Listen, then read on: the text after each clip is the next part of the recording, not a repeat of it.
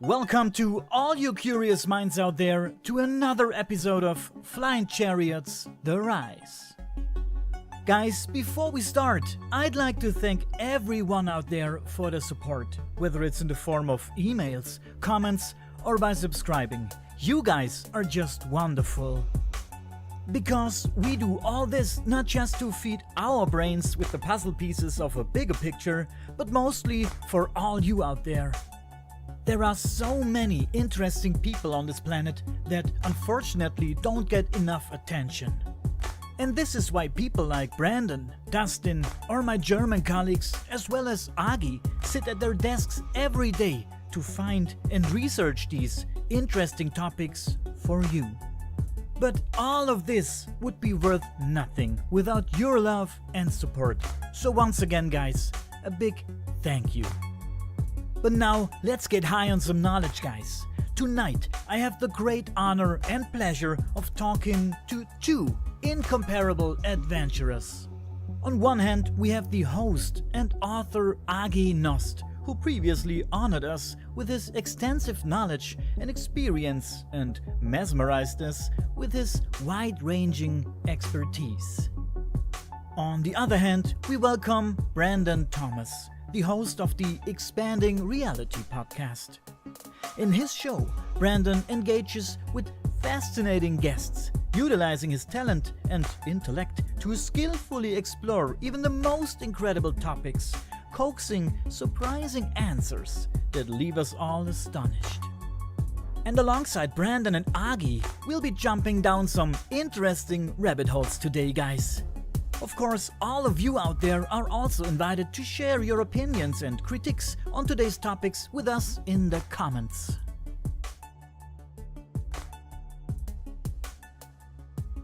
Okay, guys, welcome, you curious folks out there, and thank you for joining us for the latest episode of Flying Chariots, The Rise. All of you sitting at your devices, feel free to hit the like button already, because if you've seen who are our guests today, you know it's going to be good. With me today are Aage Nost and Brandon Thomas.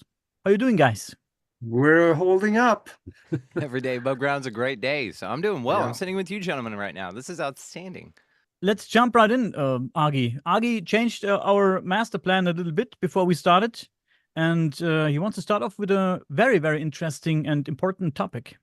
Yeah, I know we're going to probably get into about every corner of the universe by the time we're done, but that's good. But I just thought of something right before I connected with you guys, and that is that when people talk about looking glass and shape-shifting UFOs and things like this, and if you talk to Joe Blow and Harry Hohandle down the street about these things, his eyes glaze over and they slide back in the back of the head and they walk off, stumble away from you. They don't want to hear it because they don't understand. That's because they haven't really looked into the science behind these things. And I have. The thing is that we have been so royally screwed by the people that upstairs that think they own us, that we have been brainwashed into thinking that whatever they do and whatever they say is the absolute truth. And you flip that coin around, and I would say whatever they do and whatever they say is the absolute lie. I can probably pretty close to prove that, because when it comes to, I mentioned before the show, the looking glass, that's just one small technology that is used to know the future and also have a look at the past. And that sounds so ridiculous. There are some scientists that is saying that, yeah, there may be something to that. Another one is, I wrote something down here, and that is, I have it in notes from before, and that says, Ben Rich, he was the head of the Lockheed Skunk Works. And he said one time that we know how to take ET home, and it would not take a lifetime to do it. We already have the means to travel among the stars, but these technologies are locked up in black projects, and it would take an act of God to ever get them out to benefit mankind. Now, if we think about that for a moment, he didn't say that last week. He, from the, technology that they developed in the last couple of years. No, he said that in 1978. 78, 88, 98, 2008, 2018, that is 45 years ago. Can you imagine what their technology is now? We need to think about that. Next time that somebody tell us something that is way out there, maybe it's possible. But also he said, if you have seen it on Star Trek, we already know how to do it. There is an error in the equations, and we know what it is. If we can imagine a lot of things that can be done, mostly expressed through science fiction, if only 10% of that is actually real, can you imagine what that would do for us? Now that's powerful. That's why I am totally on board with the looking glass and many other things that I looked into that sounds like sound fiction, but is real. And remember also the head of the CIA under Ronald Reagan, William Casey, he said, when we find that everything the American public believe is false, we know our disinformation program is working. Where are we? Everything we think we know may be a lie. Can we live with that? And that is not just America. The rest of the world is also a lapdog to the United States and the CIA. They have a lot of power. Well, up till now, it's changing real fast. Wow. If you look at those things, I just put a post on my Facebook page. Somebody that came out from the dark behind the scene now as a whistleblower, and he said that they have been working with polymorphid metals. That is metals that will react to magnetic fields or mind-to-mind commands. Though that metal is graphene oxide. Guess where we have that these days? Because they're saying that you can build a ship of this metal, and then the AI that controls it would be able to give it commands to take on the looks that is commanded into the program. It can change shape, or it can heal itself. If let's say it was shot at and there was a hole in there, the substance will fill in the hole and repair itself. We're talking about black goo? The black goo project, maybe? That, and also the graphene. Do you think that some of these craft could be alive, like organic beings? I'm thinking of Dave Dare when he said that he went and shot his rocket out at Area 51. He was also shown a craft, allegedly, or the heart of a craft, and he felt intuitively that it was alive and that it was organic in nature. That also sort of takes care of the interface issue with pilots being able to respond with commands via physical controls, right? It's an interface issue. It has to take that amount of time. Being interfaced directly, that's an efficient way to travel. I love what you're talking about this self-replicating or the self-healing sort of alloys as well. And, it's so interesting. We have such a limited perspective of what is possible here. I think, like you said, through an apprehension of consciousness, there's a perception management that goes on with our governments around the world, and especially the space programs to a large degree, about what's going on here. And it's interesting to shine the light on this stuff. And man, I'm grateful that we're doing so. So this just opens up to more questions of what the possibilities of something like this could be. Yeah. Absolutely. And what David Adair said, and also what others have said, I think those ships, they are sentient. Why shouldn't they be? We have robots today that claim they are sentient. If you expand the technology, let's say 1,000 years into the future, that may be the case in some of those alien technologies. Why should they not be sentient? Let's throw logic in the middle of it and destroy the paradigm of all the naysayers.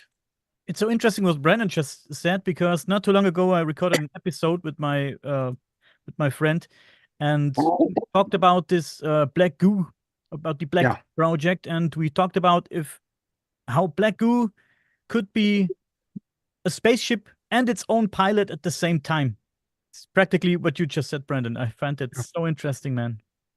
Well, it's I fascinating to know. think of these concepts as integrated organics, right? Because it changes the definition of life at that point. Because if we're, you've got Elon Musk wanting to shove Neuralink in your head, and that's just the next step. Because you'll find the interface to be so efficient that you'll be crazy not to have it on a level of commerce or anything like that, due to the speed and efficiency of this thing. If enough people take it, which we know they're gonna, right? And so it's Oh, interesting yeah. to see this biological integration with technology, or technocracy, as we've been talking about, and then just scale it up, as Augie was saying here. Give it a few thousand years, and see what they do with it. Now you're a pilot flying your own ship that can change into whatever and heal anytime. It's fascinating. Absolutely. And that chip in the brain, it will start out on the inside, but later technologies, you don't have to put it inside the skull anymore. It will be hanging off the air or somewhere on the outside, which will interact with the brain through a magnetic field that transmits information back and forth. So this is coming. And those that have that brain chip, they will have unlimited access to everything on the internet. Think about that.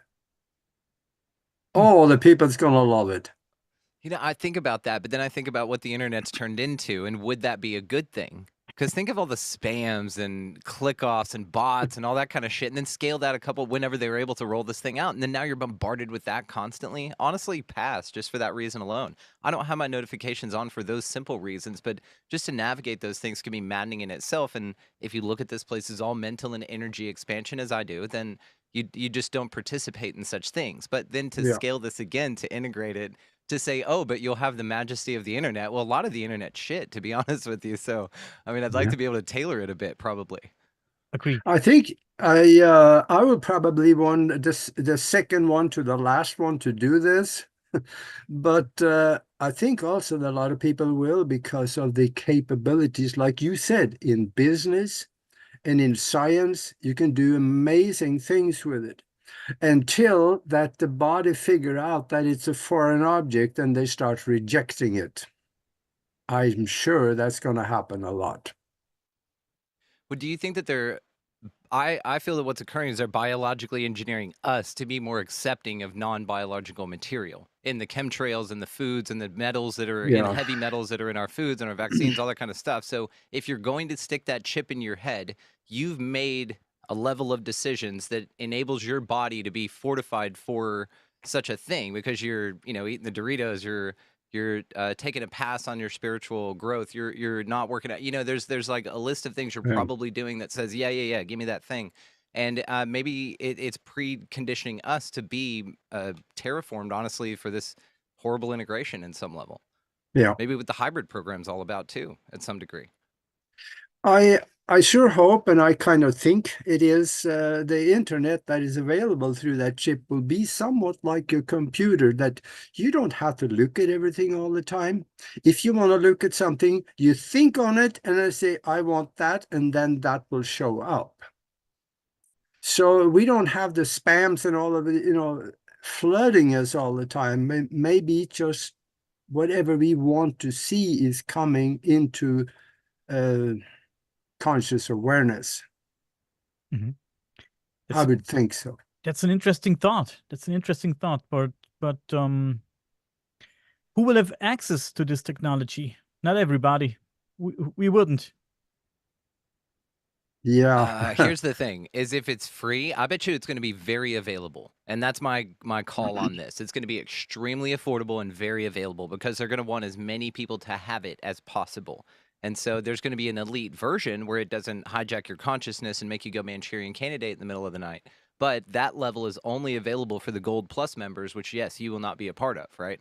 And Mhm. so there's a level of filter, perhaps, that's installed, an upgrade that you get at a certain level, but they are going to pass this thing out in Cracker Jack boxes. You mark my words. They're going to want everybody to have this. Yep. I guess so. Yeah, we already have it in the form of our cell phones. I see kids running around outside. Everybody sticks its face into this fucking device. It's driving me mad, man.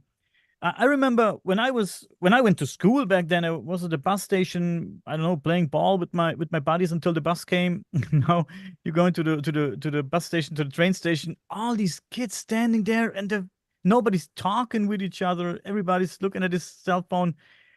They're standing side by side, but nobody's communicating with each other. This is crazy. Yeah, that's the downside of it. We lose sight of each other. It creates a separation and a connected it that is only through the device. It's hard to wrap my mind around the thought that there's people out there, and I know there is. Of course, I know there is. But it's hard to wrap my mind around that we have people creating that shit, and they really want people to become like this. That's wild, man. It makes me, the thought makes me crazy. It's when you start inserting models, like I've been researching lately the demiurge, and that this place is really a post-tribulation, rapture place. If you want to look at it like that, it starts to make a lot of sense on an energetic harvest level, especially when you're talking about integrating technology with this thing, which is all integrated in technology. That's how it transfers, because it's organic materials here. So anything like that claims to be inorganic, yes, but also it's made here of this place, of this terra firma, with electrical properties, magnetic properties that still apply, and they apply to your bodies as conduits as well. So it's interesting when we start this bifurcation method of this psychology, which is really what it is, and some people call it a spiritual warfare. I'm not a fan of the idea that it's automatically combative, but I do agree with the turmoil observation that it's challenging, and so you could call it a war. But also this technocracy integration, I think it's the same thing, just masking itself at different levels. And really, this is what the 5D or the fifth dimension is all about, is taking you deeper into the game. Either spiritual people will want it on that basis, or technocracy folks will want it on that basis, and they'll willingly take it. Either way, it's diving deeper into the illusion in some degree. It also, I feel, will be available through a cell phone program. I'm grateful that you brought that up, Daniel. It's like, it'll kind of be an option for an upgrade at some point with your cell phone. It'll just be offered by Apple, and it'll just be integrated with Neuralink. And what it does is instead of this brick you got to carry around, which will be stupid, people are going to make fun of other people. It's going to be a tribal thing to be extricated from the tribe, just simply because you don't take this mark, right? This thing. But eventually that brick will be phased out. It'll be antiquated, and then you can't even get that. And it'll just be the head thing that you had the option for. I think this is what's occurring. And it does, like I said, feel spiritual, but it's being packaged as something else, is what I feel. Yeah. No, they camouflage it very well. Fucking A. And they want everybody to be on it. I seen there's booths here on the street in Tucson where it says free cell phone. Government is giving it out, especially we have a lot of homeless people in Tucson because it's nice and warm in the winter. So they are walking around and making sure all the homeless people get a cell phone. What is the motivation for that? They give away cell phones to absolutely everybody that signs up for it. And of course, it's 5G. So here we go. They want everybody, just like China. They're giving away a cell phone to every citizen in China, free. It is. Sorry, Brandon. It's like watching a science fiction movie, and you, as the observer, you're sitting in front of your TV and you say, "What the fuck? Why don't you guys get it?" Yes. I know the plot already, and these guys in the TV, in the story, they just don't get it. But we're in it. Absolutely. Sorry, Brandon, please go on. No, brilliant observation. I'm with you, because we all get this, what the fuck are you talking about kind of moment. You're just like, are you kidding me with this? How do you not see it? And it's a tough time. And that's honestly, I feel, an energetic sink in itself. That's a game, that's a whirlpool in itself, where yes, obviously these things are paradoxical in nature. They're riddled with confusion and with subjugation of your rights, of your natural sovereignty. You have to abjugate yourself constantly to this system, but no one can see it. And I'm to the point to where, man, I'm done yelling. I'm done Paul revering, right? I thought I was done with it, and then went through a new level of Dark Night of the Soul where I'm really over this shit. And so I'm just on my path. If you're in my path, I will be of service. And you guys know me personally. I'm I'm here to be of the greatest of service. I have a lot to offer, but anything other than that, no, I'm out of it, because it's this idea of offering your energy to something. And that, I feel, is the real currency here, which again, what this like tapped into your phone constantly, this constant distraction from your purpose or from just your joys in life. And it's this apprehension of your consciousness, which is what I feel fascinating about this whole damn place, man. But there was, to the last point, I'll wrap up.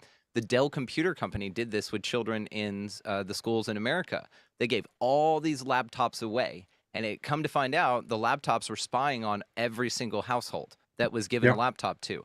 So the whole point to remember here, kids, is if it's free, you're the product. Okay, keep that in mind. Right. There's an old saying that I've been using ever so often. Is Yeah. why does mice get killed in the mousetrap? It's because they don't understand why the cheese is free. Nailed it. I love that. Yeah. Nailed it, Augie. God. Do you guys remember when you were at one point in life, we all, also me, we were young and wild and free, and we had no cell phones and all that stuff. Yeah. And we wanted it all. I had big plans for my life, man. I had really big plans for my life. I wanted this, and I wanted everything. I wanted to conquer the world. I wanted to travel. I wanted this and that. But now you have these young people there. I have a stepson and a daughter here with almost 12, with the faces in the cell phone every day. They just want the latest iPhone. That's Yeah. crazy. I wanted it all when I was young. I didn't know about cell phones when I was 16 and about the internet and stuff like that. It was 96. I think the internet was there already, but I had no internet, and nobody I knew had internet. And I didn't care about the internet and about cell phones. I wanted to conquer the world, man. But now the dreams are a little bit smaller, I guess. Yeah. And when I grew up as a little kid, I was amazed at the telephone. You could talk into this thing and they could actually hear you across town. Oh man, I mean, that dates back so far. My telephone number when I was a little kid, like 5, 6, 7 years old, was number 3 because we were number 3 in our part of the country to get telephone. That's such a funny joke. It's like an old person joke. It's like, you're so old in Yeah, history class, you just wrote down what you were doing. You know, when I was young, my yeah. phone number was 3, right? It's just a great, that's hilarious, man. Yeah. But guys, let me change the topic here for a second. Yeah. Well, we're not really changing, just a little bit, because you started off with the project Looking Glass with timelines and stuff. And in our first recording, Agi, you and I, and maybe Brandon and I talked about it too. I don't recall. In our first recording, we only briefly touched on the subject of time travel. Mm-hmm. We're dealing with the topic, and of course, you have your thoughts on it. And I think today is a good opportunity to take a closer look at the topic of time travel, because there are many different views and aspects, theories, whatever here. So, what is your approach when we're talking about time travel, Agi? Well, it's traveling in time. First of all, it would probably be good to understand what is time? Is it even real? I hear scientists are telling people that there is no physical evidence to the fact that time travel even exists. So then, how do we have time? Well, I have a little bit of an advantage in understanding that because I did have the universe downloaded to me in a download where I can see how things worked.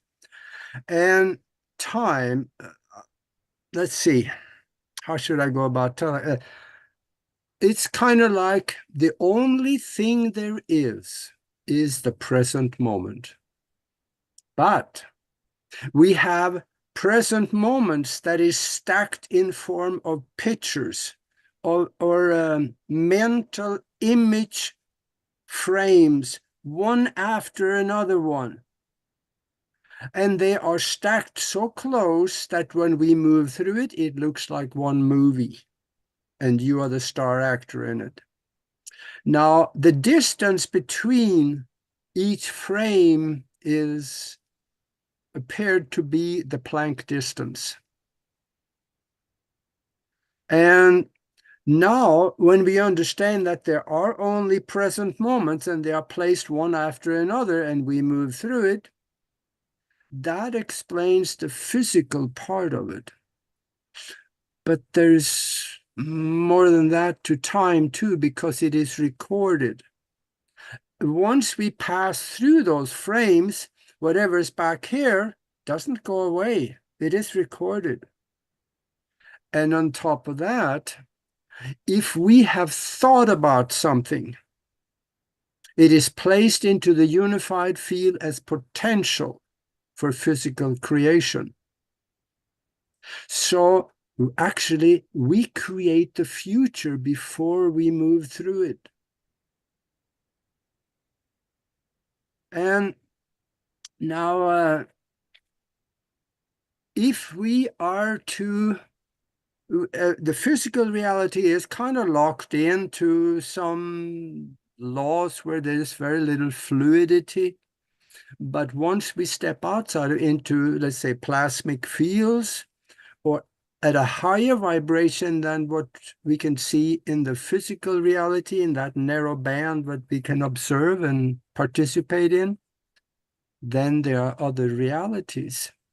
If we accelerate ourselves to a higher vibration out of the physical, we can move forward and backward in time to a predetermined, mentally desired present moment.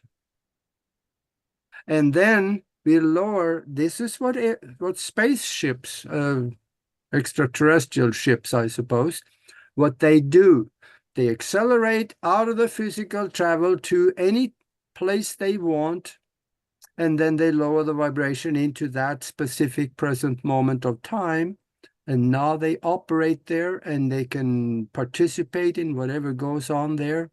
And they can accelerate themselves again and come back, decrease the vibration again, and participate.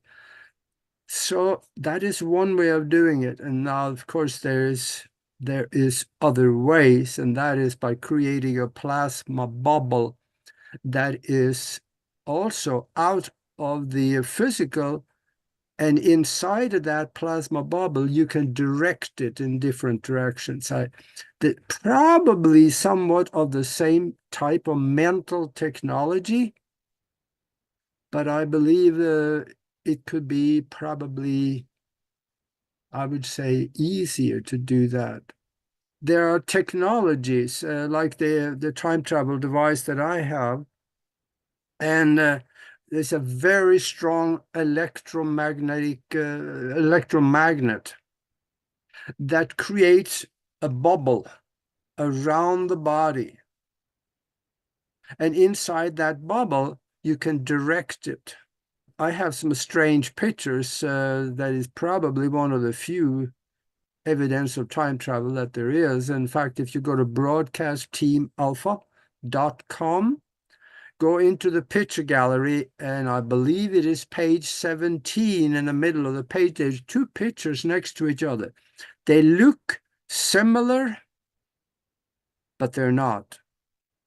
But they're also taken at the same time.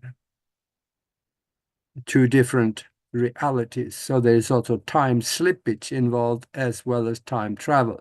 And if you read the text in there, you will understand how it was done.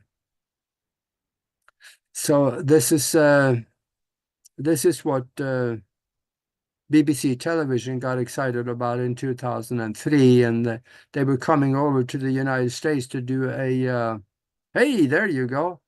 Yeah, you got to go to page 17 to scroll down a little bit. If you do that, I'll talk in the meantime.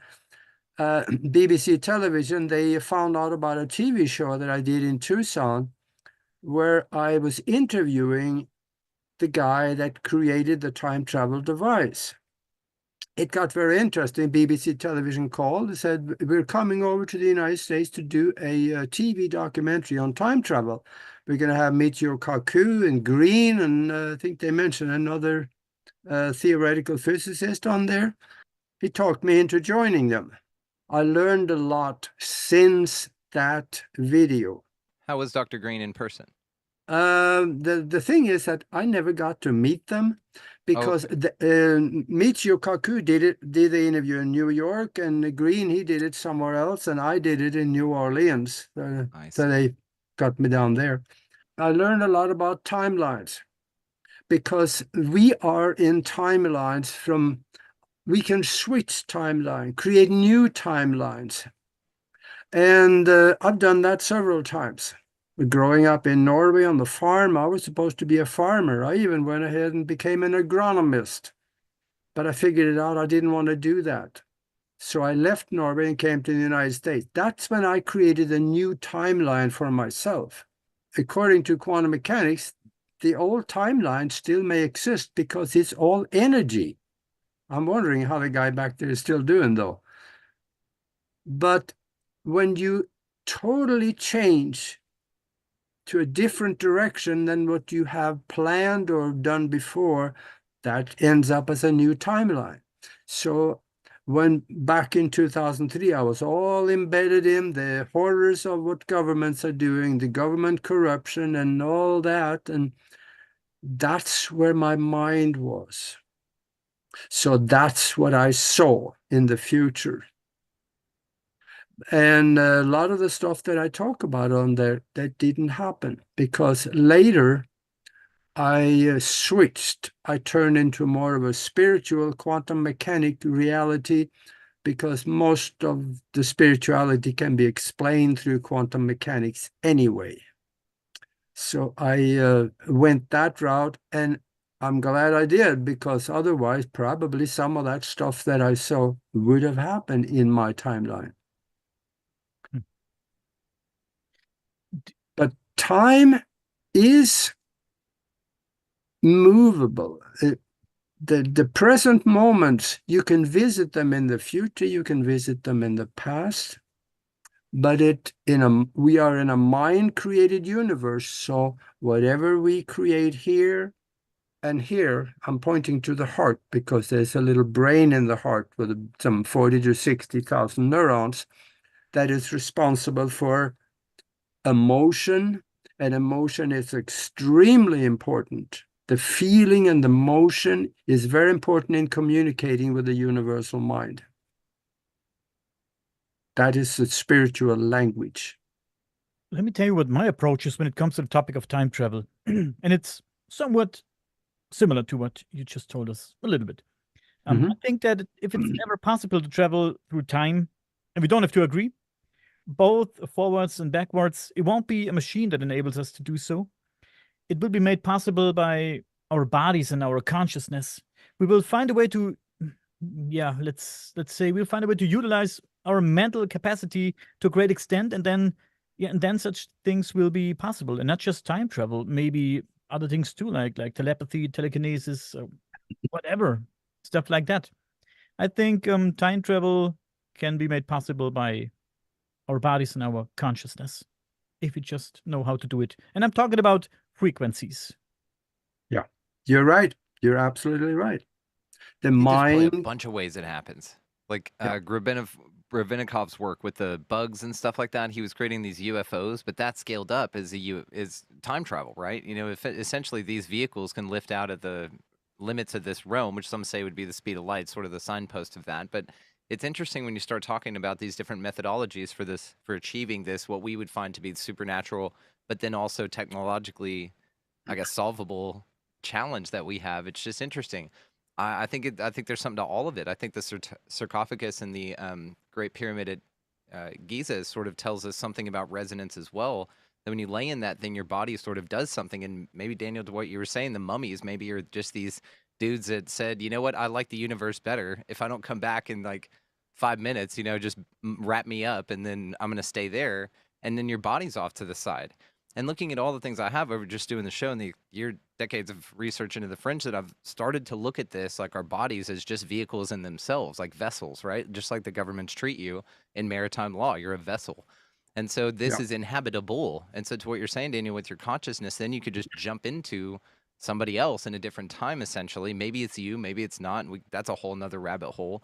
But then you think about that movie, Doctor Strange, the mouth, damn it, it was about the multiverse. It was the Multiverse of Madness. Have you guys seen that yet? No. In that, basically, there's something called dream walking, where they're able to take their consciousness and go to a different version of them in another reality and walk around as if it's them with their consciousness. So this is sort of to the degree of what you're talking about. Highly recommend that movie, by the way. Directed by Sam Raimi. So it's one of the most different Marvel movies if you want to check it out. Anyway, it sort of is this consciousness thing, but also seems to be solvable by either bug wings or technology. It's fascinating, man. Yes, and in fact, I read in about 6 or 7 different scientific journals that yes, time travel is possible. We know how to do it.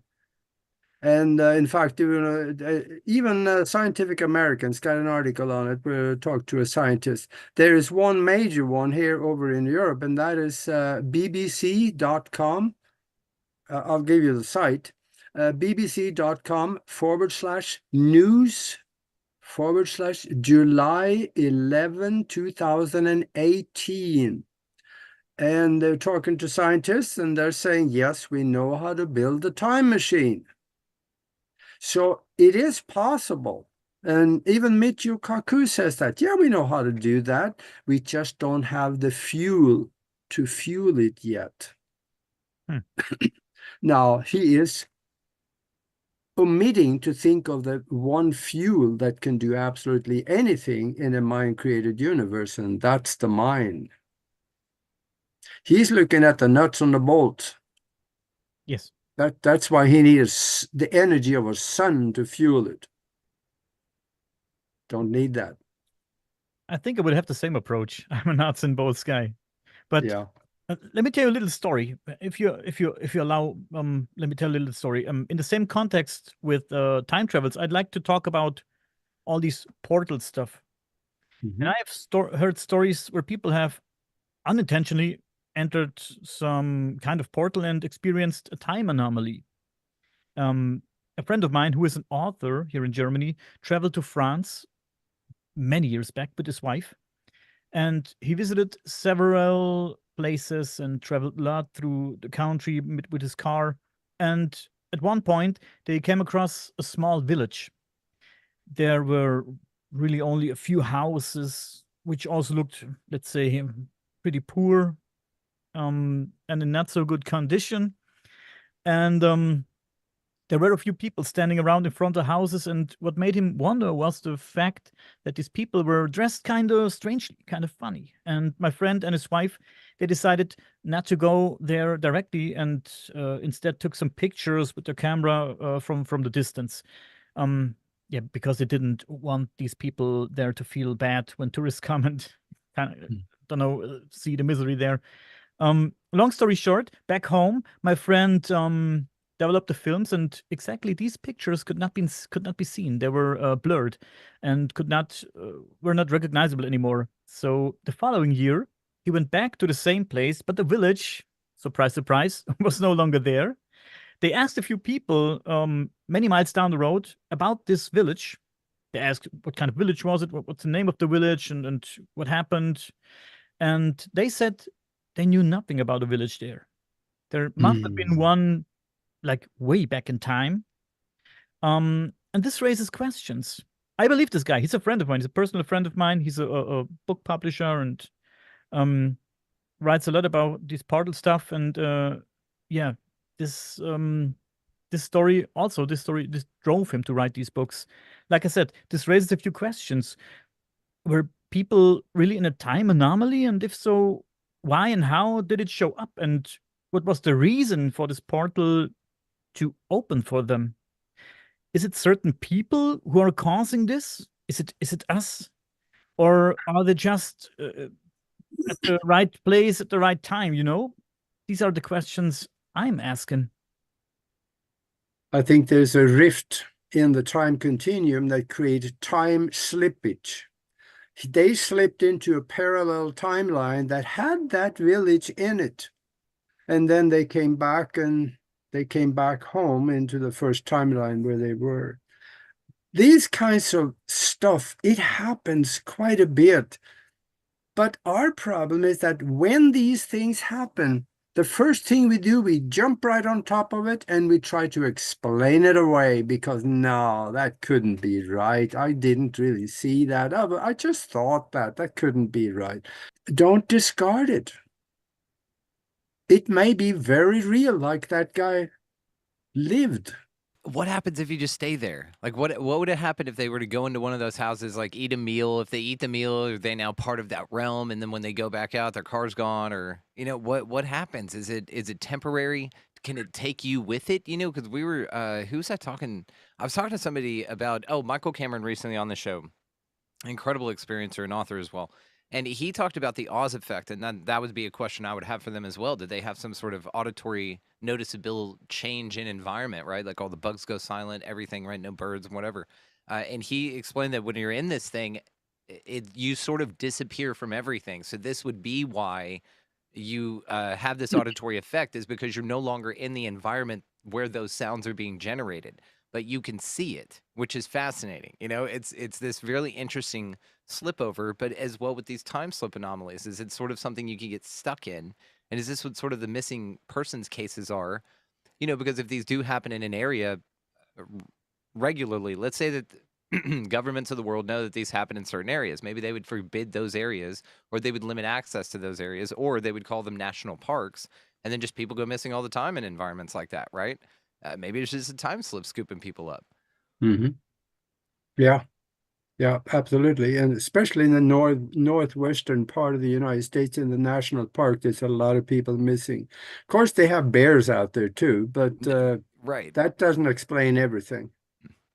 There's those missing 411 cases that are fascinating. David Paulides talks about, and just these bodies being found in weird ways with their clothes and awkward or put back on, like they were taken off, almost in some of these abduction cases as well, where they were kind of put on with their shoes backwards or on the wrong feet or pants backwards, stuff like this, like they were redressed and then dropped from like an awesome height or something like that, because branches then will be broken where their body was laying. It's these crazy things, and miles away from where their footsteps just stop in the snow and the dogs have no track anymore. It's these crazy cases like that, but maybe it's these areas, What you just said reminded me of the Philadelphia experiment.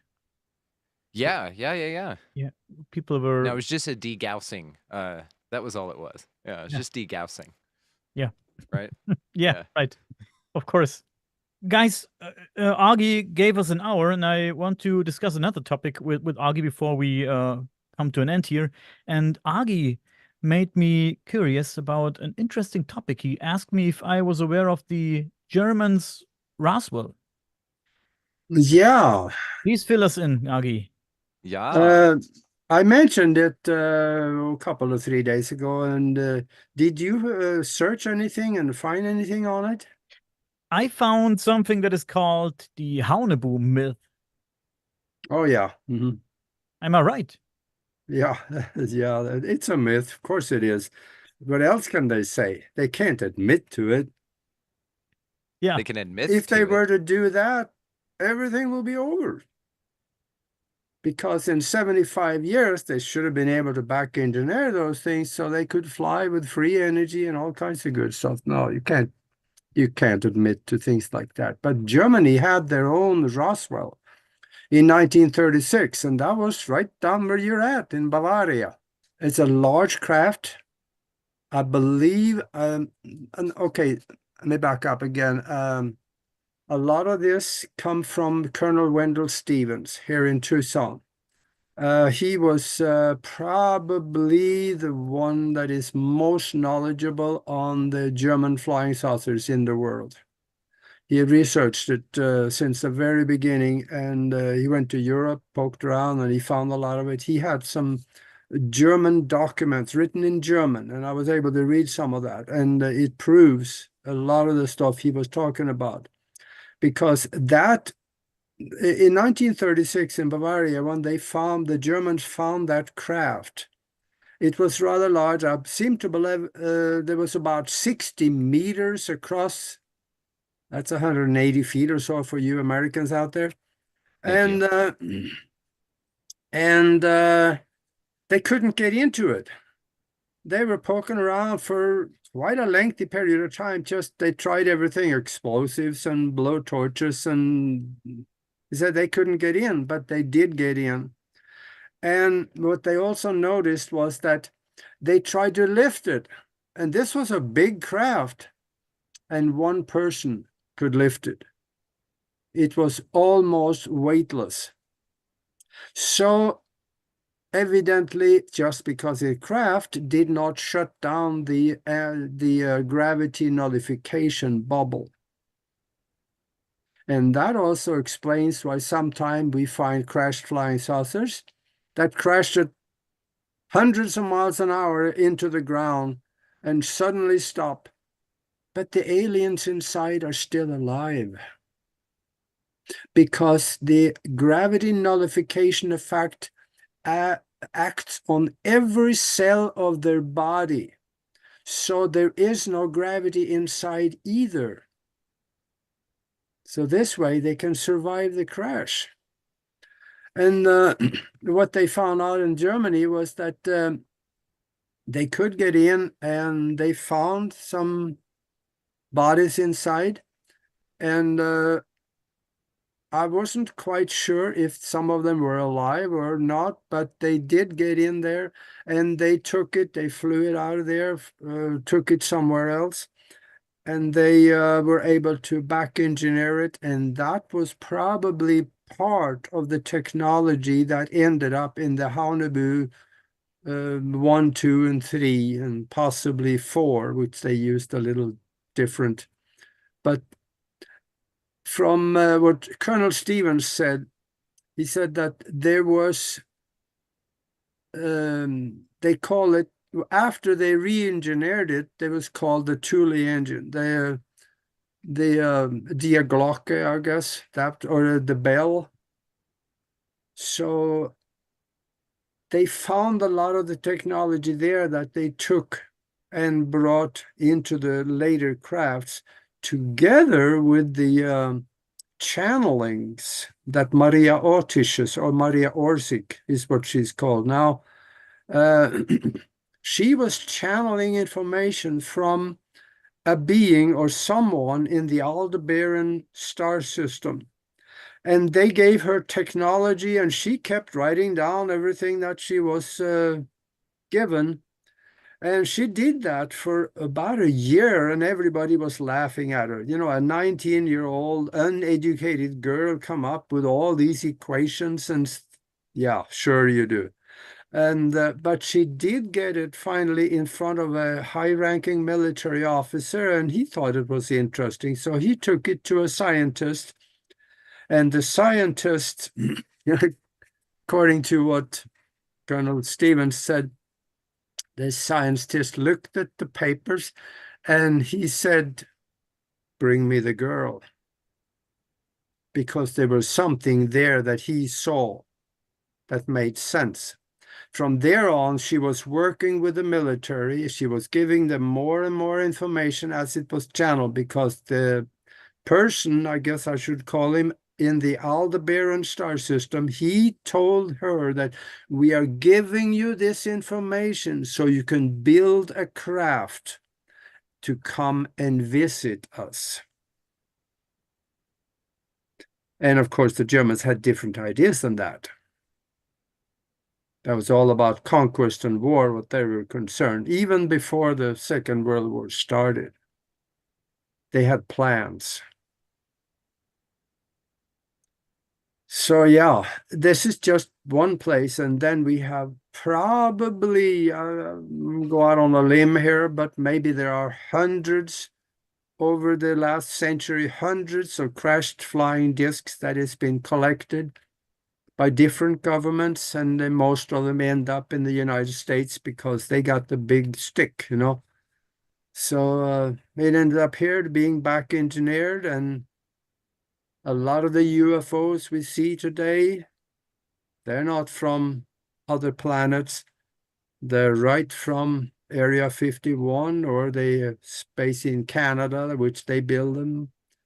Or I think from what Colonel Stevens said, the Brits are making it and the Russians are making it. And I would say probably the Chinese are making them.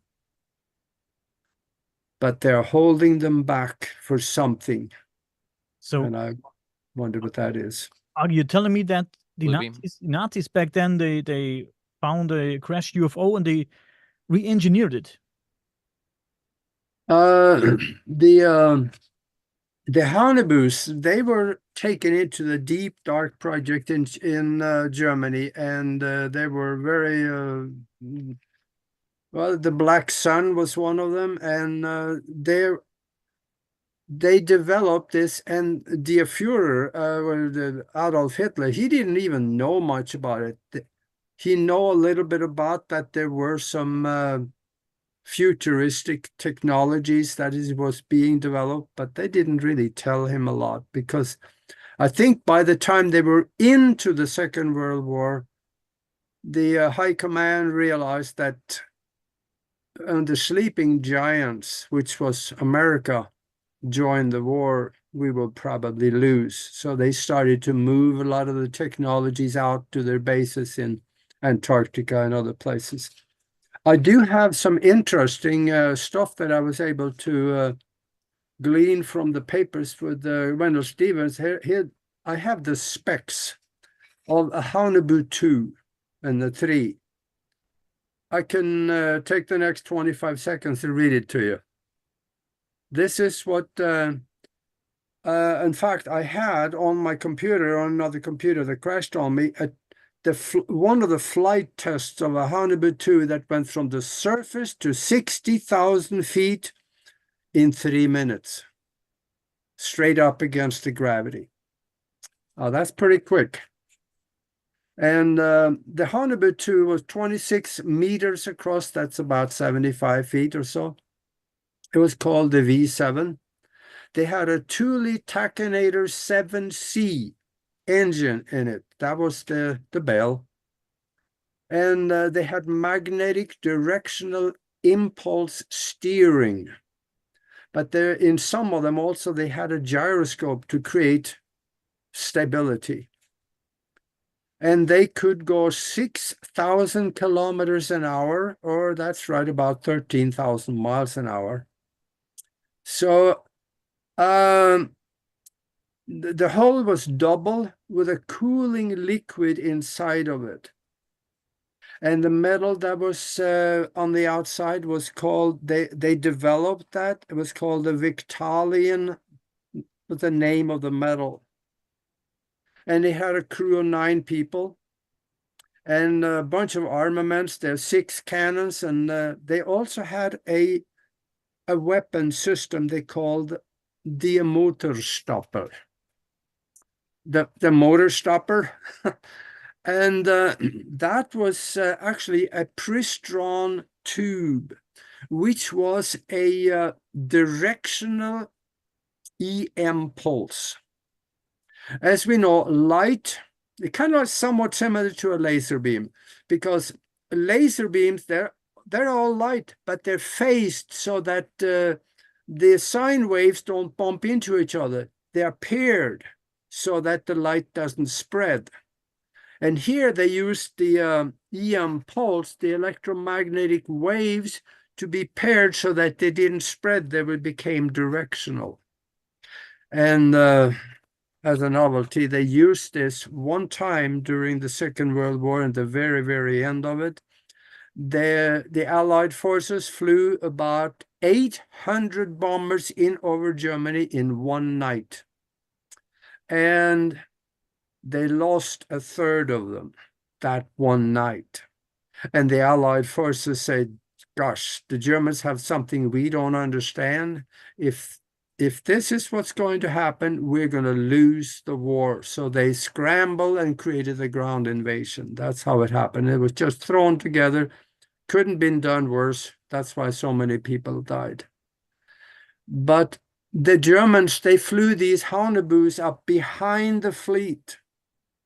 And they aimed the Friston tube at the aircraft, burned up the electronics. There went the engines, they quit, and they became a glider and crashed in Germany. About a third of the 800. And this was a story that was quite colorful, the way that Wendell Stevens had it, because he had somebody from over there that was a pilot. He talked about it, because when they came up from behind like that, with no lights on them, nobody could see them. They shut down the engines and the radio equipment, so they couldn't tell anybody that they were going down. Very. And so the Honeyboo 3 was a little bigger. That was 230 feet wide. And that had the same kind of hull with Vactalian metal. It's a crew of 32 people. And they used it a lot for evacuation of crew and material down from Germany to the base in Base 211 in Neue Schwabenland in Antarctica. And Stevens told me there were 19 known test flights with no crashes, because the Honeyboo 1 was unstable and it crashed a lot, so they couldn't find pilots to fly it anymore. So they scrapped that one and put it on the shelf, and they rebuilt it, and they became the Honeyboo 2. What I'm curious about is something that you said earlier. You said those crafts were recovered back then, and there were also occupants.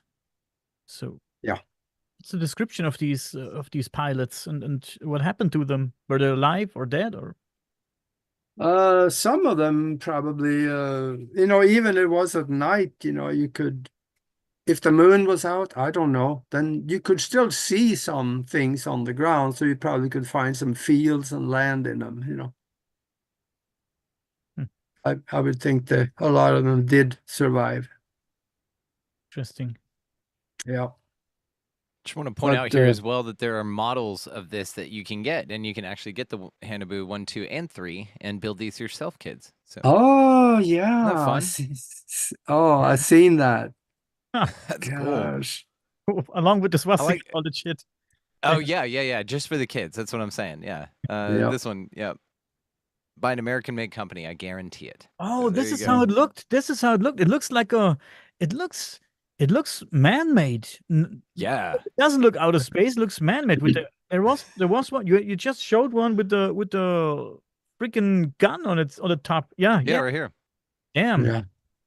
Yeah, and then you think about this thing hovering over you in the forest, as you're walking around. It's just silly, kind of, but really ominous and weird. Flying tank. That could very well be a real picture. I'm not sure though. I'm going to say with modern, I'm going to say it's digital just simply because the artifact here, plus there's no reflection on the window. Yeah. But it does look like it would be what it would look like had it been out there. And I like these when compared to the men next to them, and you can kind of see. Look at this, Pegasus Hobbies. These are models that you can actually buy and build. Yeah. And so you've got these vehicles and this guy standing here to show scale. So this is the 2, which would be more of the 73-foot variety, right? And then the 3 would be more of the 120-foot, you said? Yeah. How many people fit in there? 9 for the crew of the 2, right? How many people were in the Honeyboo 3? The Honeyboo 3 had, got in my notes here, that was the crew of 32. 32 dudes. 32 people. Yeah. That's wild, man. It was huge, 71 meters across. So this would be it has a number 3 on it, but I'm going to call it the Honeyboo 2. Yeah, that's a 2. Small. Yeah, that's right? a 2. See, we've learned a lot here. This is awesome. It is. Yeah, and then we have, according to Wendell Stevens, it says, I don't have the actual documents in German or the physical evidence that they did actually have a Honeyboo 4, but he said there were people talking about it. And that was 120 meters across, and that was a large crew in it. But they built that Haunebu 4, he said, and they replaced the red mercury that they had in the counter-rotating drums inside of the bell.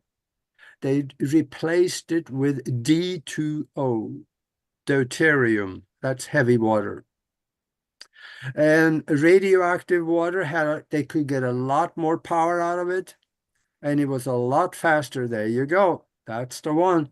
And but the thing about it is that they also discovered that because of the radioactivity throughout the ship, they hadn't shielded it enough. So the people that was working on it got sick, and many of them died.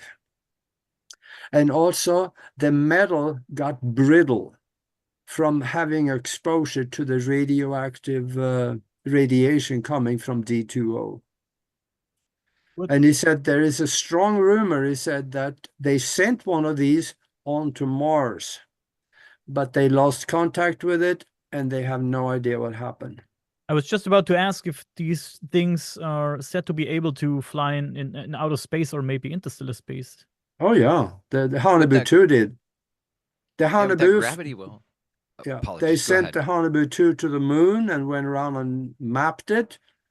And they found one building up there, a very, very old, probably hundreds of thousands of years old building, stone building, that was a little dilapidated. And I have a picture of a NASA print of it in the bottom of a crater showing the building looked like a swastika. And the Germans fell in love with that thing, and they started rebuilding it. And I would say that's where they are, one of their bases today. You have a picture on Broadcast Team Alpha on broadcastteamalpha.com in the picture gallery. And I remember now that there's page 15, I think it is, for the time travel pictures. Mm-hmm. On it, brother. So All right, I'm go gonna have a look at that later on. There you go. Yeah, Brandon, look it up. And an interesting little side story, since we're talking about the Nazis and you mentioned Hitler, and we're talking about time travel and timelines. Brandon and I, we were just a few days ago, we were talking about the Untersberg, which is right on the border of Germany and Austria. And it's known for its time anomalies, and people say they have seen giants there and dwarves and all its strange stuff. But it's mostly known for its strange time anomalies, and it's also said to be a portal place. And Hitler himself, he knew about all these myths around the Unterberg, and he said, people say that, I can't confirm if it's true, but he said that if he dies, he wanted to be buried at the foot of the Untersberg because he knew about all the resurrection stories, because an emperor lies there inside the Untersberg and he resurrects every now and then, and he wanted to be buried there because maybe he thought he will come back one day. Yeah. And now we see the time travel pictures on the top right-hand corner. And if you got to click on it, and then the text will come up. There you go. If you take the time later on and read that, it will make sense. The two big differences between the pictures is that one of them, the road is wet, it's been raining, and you have also in one of them, you have leaves on the trees, and the other one doesn't have leaves on the trees, but they're taking 1 minute and 5 seconds apart. I tried to get back to the same time, but it didn't quite work. I ended up being 1 minute and 5 seconds apart. So just go ahead and read that later on when you got the time, and you will understand how I did it. Wow, interesting. Yeah, it's very interesting. Yeah, because it's soaking wet in this when you have even the lights on and stuff from the overcast. Yes. And then over here. Yeah, there are differences. Differences between the two of them. And it's kind of unlikely that a pitcher would grow leaves in 1 minute and 5 seconds. That's just a little unreasonable.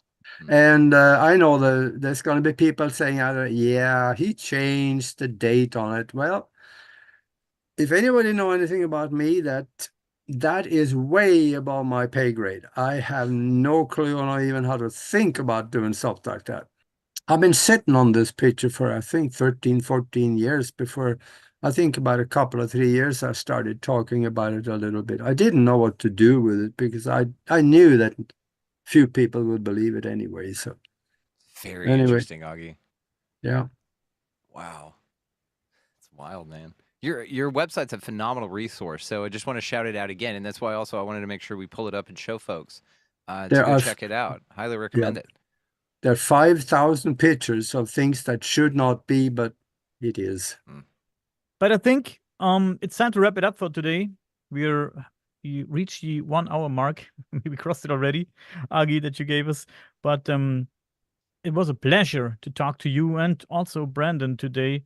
I had tons of fun, and I hope we can do this again in this constellation. I would love to. Oh, sure. Just you call and I'll be there. I've never met a microphone I didn't like. I did. But Brandon, since you're here today, and I really love you, man. You're awesome. And shout out to Brandon, Expanding Reality podcast. Awesome podcast. I just started watching your latest show before we started here with the Flat Earth guy. Yeah, Tyler Hansen. It's a great one. Yeah, he finds dogs in stars. Like the stars, when you look at them and zoom in them, it looks like they're underwater, and he can find dog faces in almost all of them, which is dog is God spelled backwards. It's a really deep rabbit hole. It's fascinating. It is. It is. Yeah, absolutely. Yeah, maybe we should do a show too. I'd be honored, Aage. I've already got you on the list, man. We're gonna hang out. Absolutely. Yeah. Sounds good. Done. Let's do it. No, I'm grateful for this, guys. This was fascinating and outstanding. I mean, it's just an honor to expand consciousness with you, gentlemen, honestly. It's an honor you guys want to have me on. And by the way, there's something I want to tell you. I don't teach time travel, but I tell you how to do it. In this book, Spiritual Science, Higher Conscious Thinking, and How to Access the Universal Consciousness. First of all, I teach you how to use your mind in ways that you normally would think would be impossible. And I think it's one of the last chapters in here. I explain how you can actually do mental time travel. It's not that hard to learn, but take a little practice. But I have run into people after they got the book and they start practicing. Yeah, they were able to do it. So you can go to Amazon and you'll find the book, and you can go to Amazon anyway and look at all the subjects that is written about. Mm-hmm. There's about 70 some different subjects, anything but how the universe was created, why there were no Big Bang, and all kinds of goofy stuff out there. Broadcast Alpha Team for Aage, Expanding Reality again for Brandon. Guys, thanks to everybody who made it this far in the podcast. We love you guys. See you next time. Please, Aage and Brandon, stay with me for 2 more minutes, okay? Thank you. Have a good day. Thank you all for watching and listening. This was awesome.